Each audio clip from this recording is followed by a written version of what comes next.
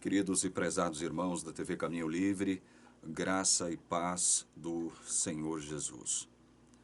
Antes de darmos início ao nosso assunto, gostaria de mencionar aqui alguns e-mails que eu recebi.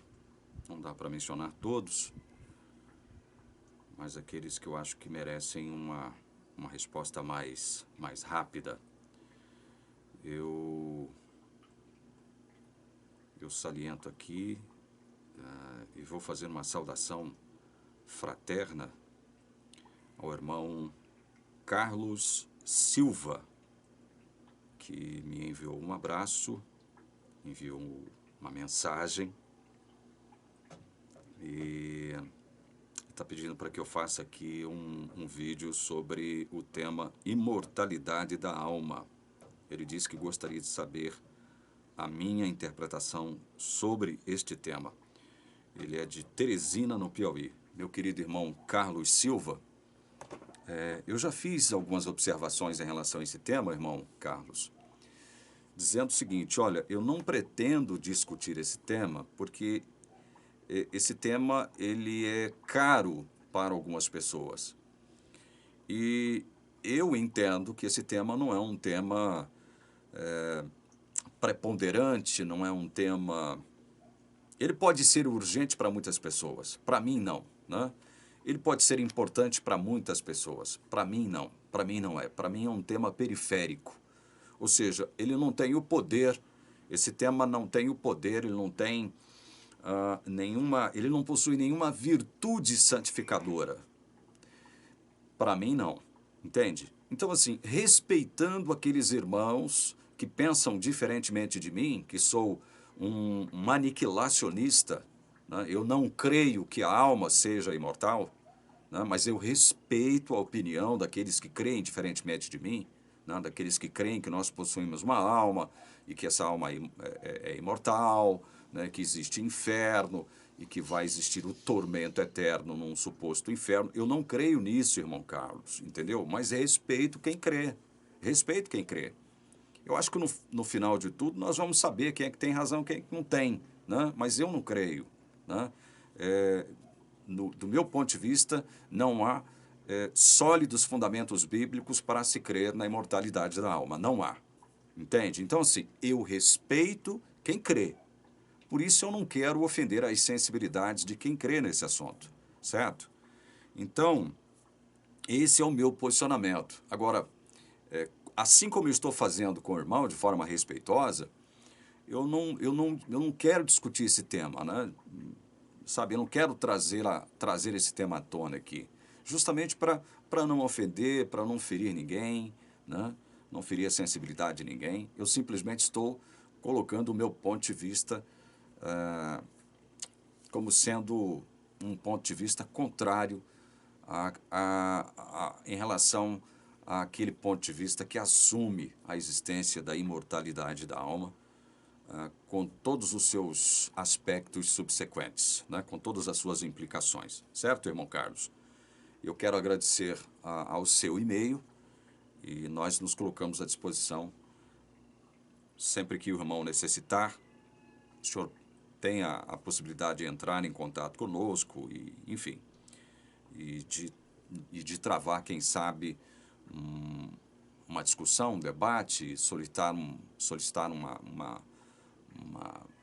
quem sabe um estudo bíblico, alguma coisa nesse sentido, uma ideia. Nós estamos à disposição, tá bom, irmão Carlos? Aí de Teresina, no Piauí. Quero agradecer também o e-mail do irmão Ezequias Tomazini.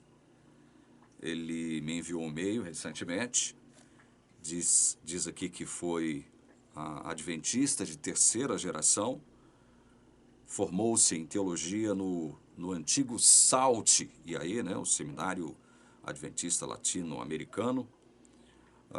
Ele pergunta aqui se eu já li o livro Descortinando o Adventismo, do Gleison Percy. Irmão, eu não li o livro do Gleison, penso que é um trabalho importante, penso que todos deveriam ler o livro, né? Eu não li, né? Já ouvi pessoas comentando, fazendo observações em relação ao livro do Gleison Pércio, e eu agora, irmão, eu não tenho tempo, essa que é a verdade. Eu não tenho tempo de ler. Eu tenho já um número enorme de livros para ler, que eu preciso ler até o fim do meu curso, e aproveitando a oportunidade aqui, eu entrei num intensivão lá do seminário, né? E pretendo terminar o meu curso de teologia no final desse ano. Só que para isso eu tenho que estudar muito, tenho que ler muito, e, enfim, eu tenho que cumprir com as minhas obrigações, né? Então, o irmão Ezequias, eu não li o livro, acho que seria interessante as pessoas lerem o livro do Gleison, né? E quem sabe lá na frente eu possa ter mais tempo para ler. Com certeza terei, né? Ele está dizendo aqui que me acompanha há muito tempo, gostaria de manter o contato comigo, vou passar o meu contato para o irmão Ezequias, e ele está sugerindo aqui o seguinte, olha, ele está pedindo para que eu exponha a doutrina do juiz investigativo sobre a ótica de Desmond Ford. E ele ainda diz que há muitos livros dele na Amazon, todos em inglês. Irmão Ezequias, talvez o irmão não saiba, mas desde o início dos nossos trabalhos aqui na TV Caminho Livre, eu tenho citado o saudoso pastor e teólogo Desmond Ford, inclusive tratando dessa questão, né, do juiz investigativo. Todas as vezes que eu falei de juiz investigativo, eu sempre tratei desse assunto sob a ótica fordiana, digamos assim, entende? Nos meus vídeos mais antigos, onde eu trato desse assunto, eu sempre abordo esse assunto sob a ótica do falecido pastor e teólogo Desmond Ford, certo? Então, sempre que eu tratar desse assunto, eu vou fazê-lo trazendo, evidentemente, as nuances, os vislumbres que o Dr. Desmond Ford nos trouxe e que foram muito úteis para que nós pudéssemos entender de fato e de verdade essa questão do Desmond Ford. Eu não tenho aqui o livro aqui à mão, mas eu, inclusive, tenho uma cópia de um dos principais livros do Dr. Desmond Ford, que foi resultante daquele tempo em que a organização adventista lhe deu para que ele pudesse elaborar um documento para propor a sua tese, né, acerca dessa questão de juiz investigativo lá na década de 1980. Eu tenho aqui esse livro, né? Ele não está aqui à mão agora. Então, sempre que eu trato do assunto juiz investigativo, eu procuro fazê-lo sob a ótica do Dr. Desmond Ford. Inclusive, alguns outros assuntos eu pude trazer aqui à baila, à tona, graças ao livro do Dr. Desmond Ford que eu tenho. Né? Uma cópia do livro, o Elias tem o original e eu tenho uma cópia do livro, certo? Mas eu vou te passar, viu, irmão Ezequias, o meu contato pessoal depois, para que o irmão possa manter contato conosco aqui. Gente, vamos lá então. Eu quero ler 2 trechinhos do Grande Conflito, uma página 614 e o outro trechinho na página 615. Na página 614, no primeiro parágrafo, Ellen White diz assim: deixando ele o santuário, ele uma referência a Cristo, né? Deixando ele o santuário, as trevas cobrem os habitantes da terra. Naquele tempo terrível, os justos devem viver à vista de um Deus santo, sem intercessor. Removeu-se a restrição que estivera sobre os ímpios, e Satanás tem domínio completo sobre os que finalmente se encontram impenitentes. Terminou a longanimidade de Deus. O mundo rejeitou a sua misericórdia, desprezou-lhe o amor, pisando sua lei. Os ímpios passaram os limites de seu tempo de graça. O Espírito de Deus, persistentemente resistido, foi por fim retirado. Bom, aqui há 2 aspectos que eu gostaria de salientar. Naquele tempo terrível, os justos devem viver à vista de um Deus santo sem intercessor. Que tempo terrível esse? É esse ao qual ela se refere. Quando Jesus terminar o suposto juízo investigativo no santuário celestial, certo? Esse é o tempo terrível ao qual ela se refere aqui. Então, segundo o entendimento de Ellen White, todos os justos, todos aqueles que forem declarados justos ao final do suposto juízo investigativo, deverão viver à vista de um Deus santo sem intercessor. Mais abaixo ela diz, o Espírito de Deus, persistentemente resistido, foi por fim retirado. Retirado de onde? Da terra. Na página 615, ela diz, assim quando a decisão irrevogável do santuário houver sido pronunciada e para sempre tiver sido fixado o destino do mundo, os habitantes da terra não o saberão. As formas da religião continuarão a ser mantidas por um povo do qual, finalmente, o Espírito de Deus se terá retirado. Bom, nesse caso aqui, ela está falando que o Espírito de Deus será retirado de quem? De um povo que, segundo ela, rejeitou o convite misericordioso de Deus feito através do Espírito Santo. Então nós temos duas informações que são importantes e devemos analisá-las sob a ótica bíblica. Essa questão de Ellen White afirmar que os justos, após o fim do suposto juízo investigativo, deverão viver à vista de um Deus santo sem intercessor, essa questão é uma questão grave, porque ela vai de encontro, ou seja, se choca frontalmente com aquilo que a Bíblia nos diz. E eu vou ler os textos para que vocês possam comparar a afirmação de Ellen White com aquilo que a Bíblia realmente nos diz acerca disso. Será mesmo que, durante algum tempo, antes da volta de Jesus, nós, justos, teremos que viver sem um intercessor? Porque o Espírito Santo será retirado de nós. O Espírito Santo será retirado de nós. Ela diz isso aqui.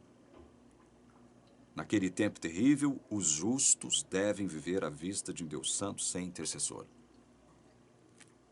O que a Bíblia realmente vai dizer em relação a isso aqui? Veja, eu quero ler para vocês o que se encontra em São João, capítulo 14. São João, capítulo 14. Verso 16. E eu rogarei ao Pai, e Ele vos dará outro Consolador, a fim de que esteja para sempre convosco. Vamos ler o verso 17 também. O Espírito da verdade, que o mundo não pode receber. Preste atenção nesse detalhe importante aqui de Jesus. Ele está falando que esse Espírito da verdade, que ele rogaria ao Pai, e que ele chama aqui de outro Consolador, ele estaria para sempre conosco. Nós já estamos percebendo que o que Jesus nos diz no Evangelho é diferente, vai na contramão. Vamos inverter a afirmação. O que Ellen White diz no Grande Conflito vai na contramão do que Jesus diz em seu Evangelho. De que o Espírito da verdade, esse outro Consolador, estaria para sempre conosco. Que parte do para sempre conosco, Ellen White não entendeu. Que parte? E o outro detalhe importante que está aqui no verso 17, é o seguinte: o Espírito da verdade que o mundo não pode receber. O que significa isso? Nós, evidentemente, teremos que trazer um outro vídeo para tratar exclusivamente desse assunto, porque ele é muito abrangente. Por que que o Espírito da verdade não pode ser recebido pelo mundo? Jesus diz aqui, porque não o vê nem o conhece. Não o vê e nem o conhece.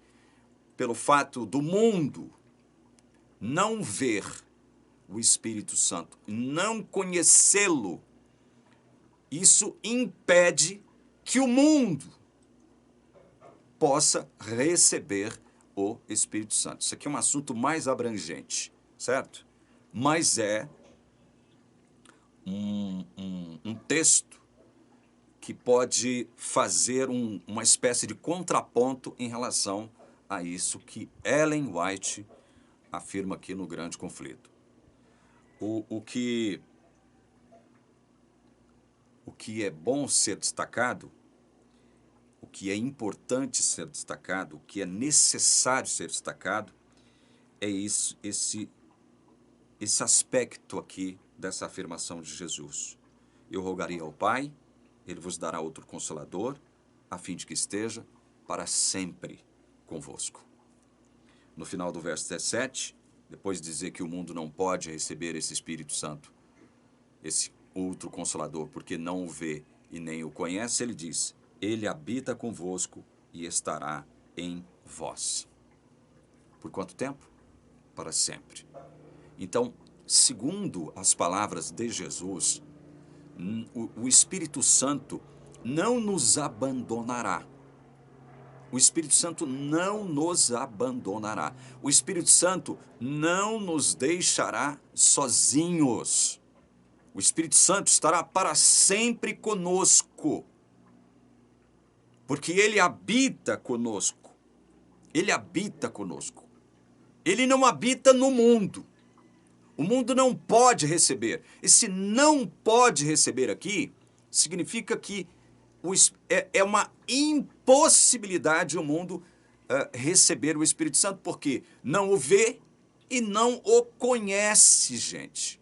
Veja, não ver e não conhecer, significa que o mundo não tem condições de identificar a influência, digamos assim, que o Espírito Santo, essa mesma influência que o Espírito Santo exerce sobre nós, cristãos, nós os que cremos. Por que isso? Porque, olha como é interessante a palavra de Deus, e se você a lê, se você procura entender aquilo que ela trata de forma livre, desimpedida das amarras da teologia denominacionalista, você começa a compreender tudo. Por que que o mundo não pode receber esse Espírito Santo? Jesus vai dizer, porque não o vê e nem o conhece. O que significa isso? Isso tem um significado. Tem um significado. Olha, naquela conversa que Jesus teve com Nicodemos, narrada e registrada aqui em João capítulo 3, vamos ler de novo aqui, do verso 5 ao verso 8.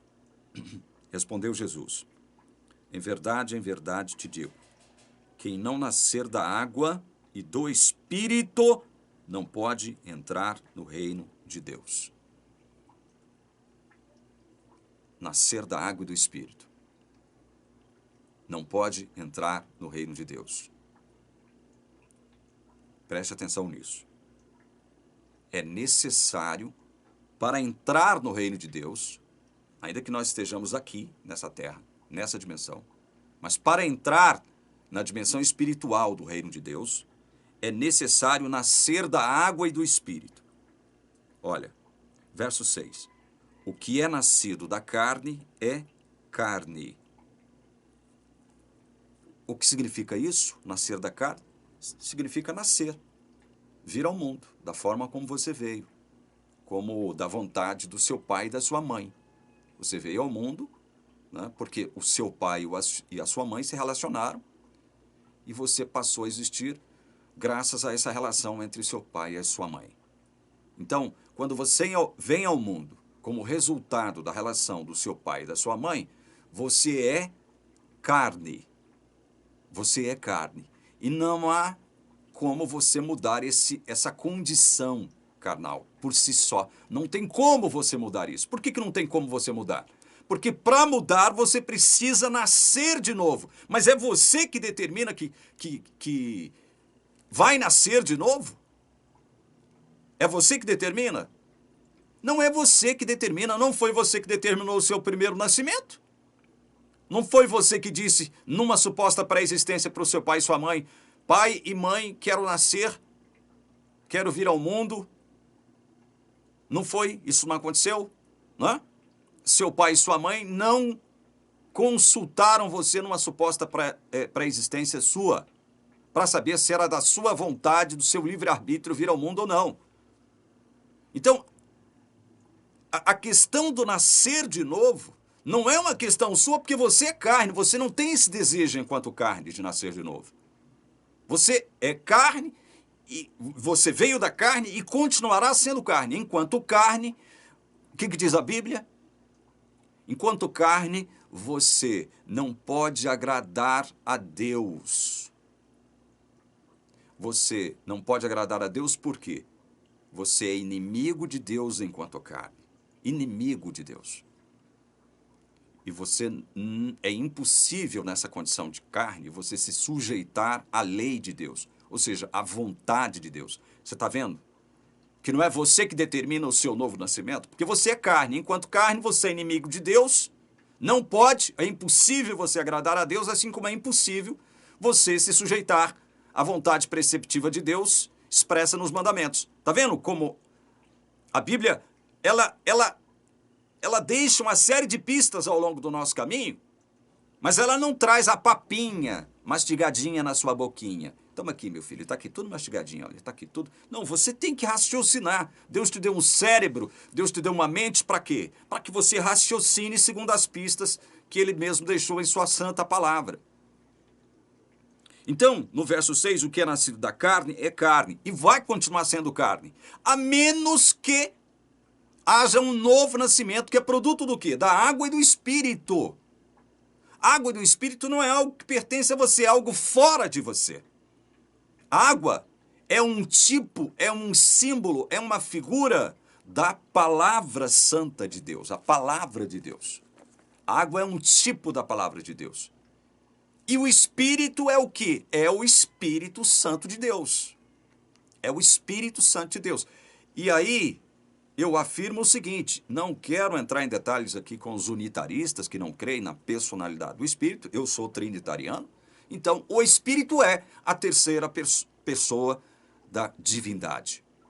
É Ele que faz esse trabalho de conversão, é Ele que faz esse trabalho de produzir o novo nascimento, nós veremos isso aqui, olha. Então o que é nascido da carne é carne, e o que é nascido do Espírito é o quê? Espírito.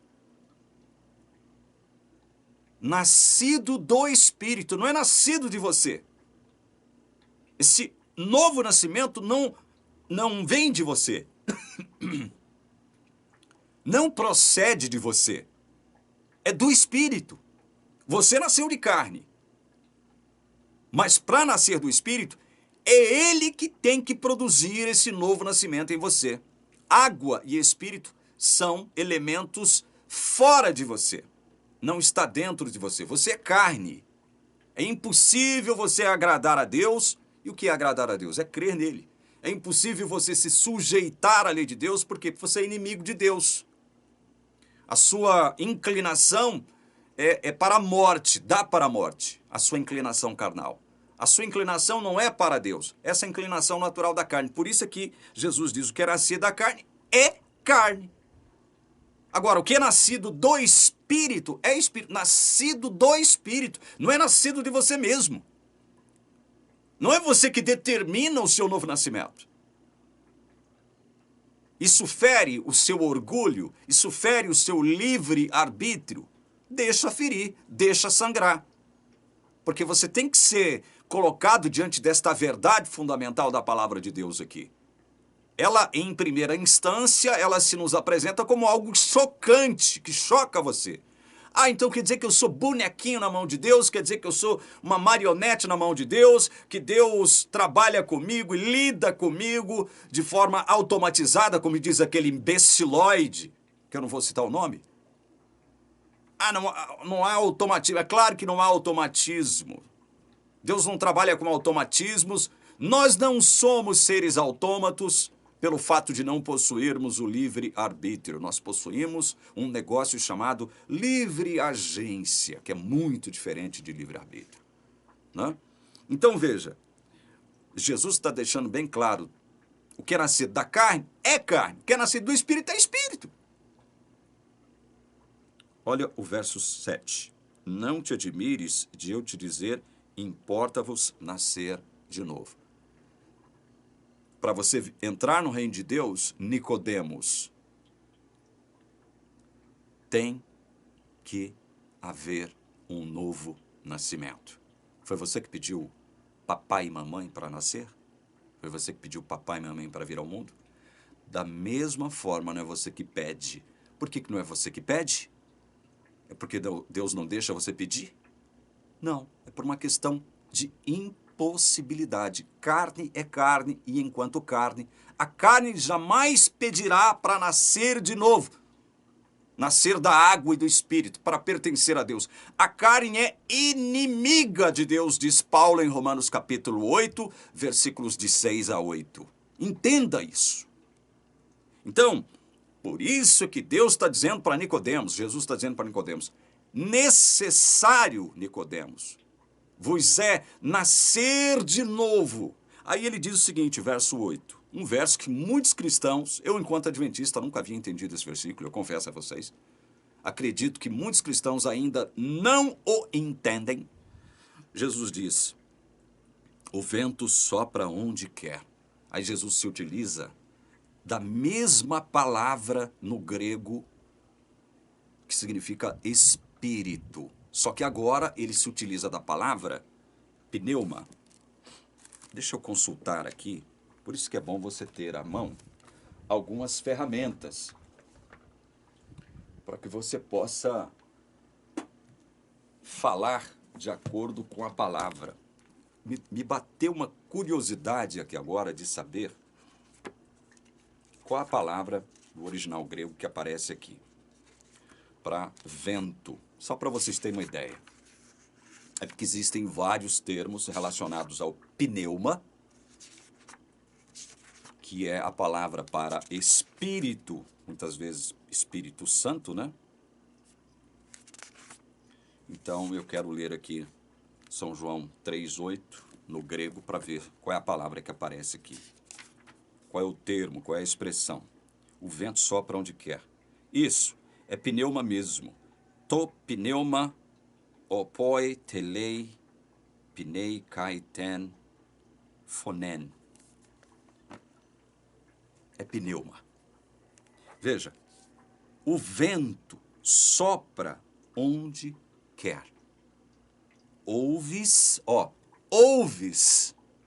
a sua voz, mas não sabes de onde vem, nem para onde vai. Veja, quando o Espírito Santo chega em você, porque você é um escolhido de Deus, Deus predestinou você para pertencer a Ele.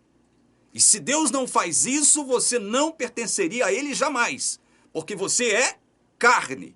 Enquanto carne, você está impedido ou impedida por uma questão de natureza mesmo, por uma questão carnal, de desejar Deus, de ter vontade de Deus, de desejar pertencer a Ele, de desejar viver no seu reino, certo? Então veja, o vento sopra onde quer, ouves a sua voz. Então quando o Espírito chega a você e faz com que você ouça a sua voz, você ouve a voz do Espírito, sim, mas você não sabe de onde ele vem e nem para onde ele vai. Ou seja, você não sabe em que outras pessoas ele andou trabalhando.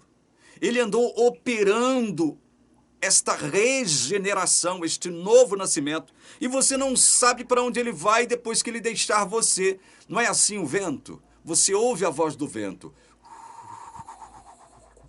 Não é verdade? Mas você não sabe de onde o vento está indo e nem para... de onde ele está vindo e nem para onde ele está indo. Você não sabe. Aí Jesus diz, fazendo essa comparação, essa metáfora do vento. Assim é todo o que é nascido do Espírito. Assim é todo o que é nascido do Espírito. O vento sopra onde quer. Então, é segundo o querer do Espírito Santo, que é o mesmo querer de Deus Pai e Deus Filho, que você nasce de novo. O vento sopra onde quer.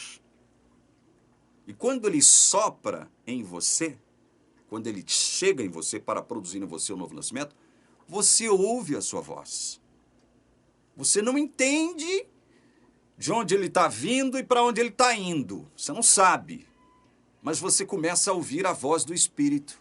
Você começa a entender aquilo que a palavra de Deus diz que você tem que entender. Você é pecador, você está condenado, Deus veio até você, estendeu a sua misericórdia sobre você, a sua graça sobre você. Você agora tem a condição de se arrepender dos seus pecados, porque eu estou aqui falando com você, estou trazendo você à vida. E então você crê com a sua mente. O Espírito não mete o pé na porta da sua mente, do seu coração. Ele vai te persuadindo, ele vai te convencendo. Por que ele tem que fazer esse trabalho de persuasão e convencimento? Porque você é carne. Você é carne, então você agora tem que ser convencido, persuadido. É um trabalho misterioso, mas é um trabalho, é uma obra do Espírito Santo. Então o mundo não pode receber esse Espírito Santo. É impossível ao mundo receber esse Espírito Santo. Por quê mesmo? Porque o mundo está na carne. A carne não vê o Espírito Santo, não conhece o Espírito Santo. Em estado, em condição carnal. Eu disse que nós precisamos trabalhar esse tema de forma mais detida e de forma mais abrangente. Mas o importante aqui é salientar o seguinte. Eu rogarei ao Pai, e Ele vos dará outro Consolador, a fim de que esteja para sempre convosco. Final do verso 17. Ele habita convosco e estará em vós. Olha o início do verso 18. Não vos deixarei órfãos, voltarei para vós outros. Não vos deixarei órfãos. Isso vai na contramão, isso está em oposição flagrante a todos que dizem o contrário, como Ellen White diz aqui. Naquele tempo terrível, os justos devem viver à vista de um Deus santo, sem intercessor. O Espírito de Deus, persistentemente resistido, foi por fim retirado. O Espírito foi resistido. É isso que o mundo pode fazer em condição carnal em relação ao Espírito. Resistir. Resistir é possível. É isso que a carne pode fazer. Agora, a única coisa que a Bíblia diz que a carne não pode fazer é agradar a Deus, se submeter à sua lei. Por quê? Porque a carne é inimiga de Deus e a sua inclinação dá para a morte. Vocês estão entendendo? Como Ellen White, mais uma vez, mente aqui no Grande Conflito, Ellen White, ou seja lá quem foi que escreveu esse Grande Conflito, porque existe uma teoria, o próprio Dr. Desmond Ford fala sobre isso, existe uma teoria, e essa teoria ela não foi muito difundida, muito divulgada, de que quem realmente escreveu o Grande Conflito não foi Ellen White, e sim o seu esposo, Tiago White. Então veja, seja lá quem foi que tenha escrito isso aqui, mentiu. escreveu sem a autoridade da palavra de Deus, porque a palavra de Deus diz que o Espírito vai estar para sempre conosco. E encerrando, eu leio que encontra em Efésios, capítulo 4, verso 30. Não entristeçais o Espírito de Deus, no qual fostes selados para o dia da redenção. Veja só, não entristeçais o Espírito de Deus. Isso significa que nós possuímos livre-arbítrio? Não, significa que nós possuímos livre agência. Certos atos, certos comportamentos podem, sim, entristecer o Espírito. Entristecer por quê? Porque ele é só uma energia? Não, ele é uma pessoa. Somente uma pessoa pode ser entristecida. Nenhuma energia pode ser entristecida. Entendem? Então, não entristeçais o Espírito de Deus, no qual fostes selados para que dia? Para que dia vocês foram, e eu também, para que dia nós fomos selados? Nós, os que cremos, fomos selados. Para o dia da redenção. Que dia é esse?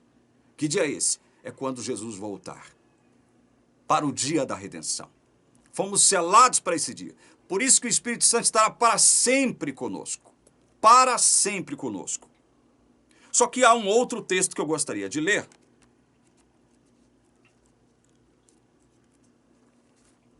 E é Hebreus capítulo 7, verso 25, onde nos diz o seguinte: acerca de Jesus, o nosso sumo sacerdote, segundo a ordem de Melquisedeque, não segundo a ordem aarônica. Acerca de Jesus, o nosso verdadeiro sumo sacerdote, o verso 25 diz: por isso também pode salvar totalmente os que por ele se chegam a Deus, vivendo sempre para o quê? Para interceder por eles. Vivendo sempre para interceder por Deus. Quem é o representante de Jesus aqui na terra? Esse Jesus, segundo o qual se diz que está vivendo hoje ao lado do trono de Deus com o seguinte propósito: interceder para sempre por todos aqueles que se aproximam de Deus por meio dele. Estão entendendo? É por meio de Jesus que nós nos aproximamos de Deus. Essa intercessão não cessa. E quem é o representante de Deus, de Jesus, melhor, aqui na terra? Eu rogarei ao Pai, ele vos dará outro Consolador. E ele estará para sempre com vocês. Ele habitará com vocês. Por isso eu não vou deixar vocês órfãos, sozinhos. Eu não vou deixar vocês sozinhos. Eu não vou deixar vocês sós.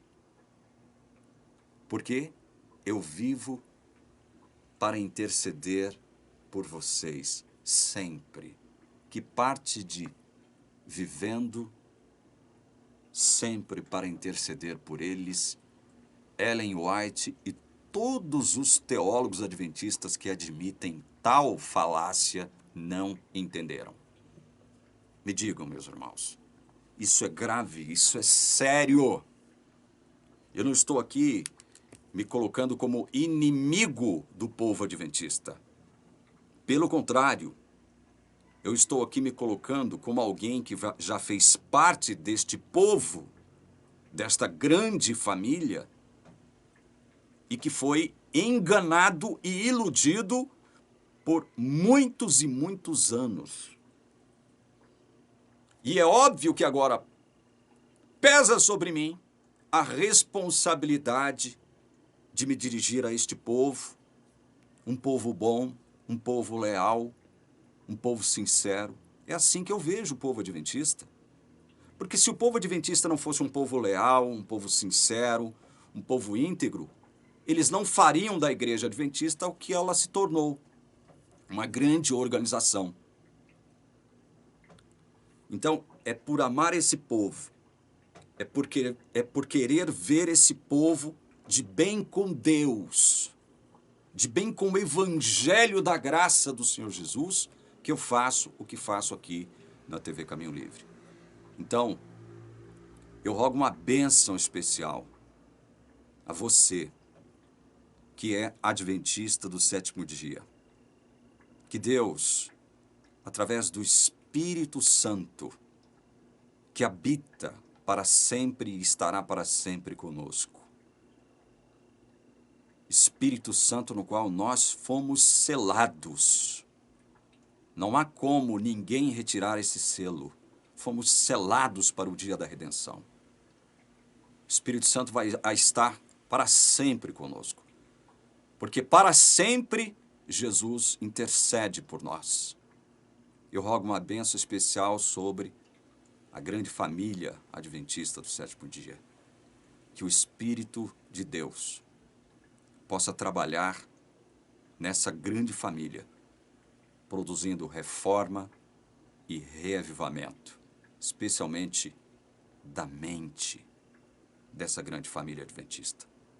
É o que eu rogo, Pai, em nome de Jesus. Amém.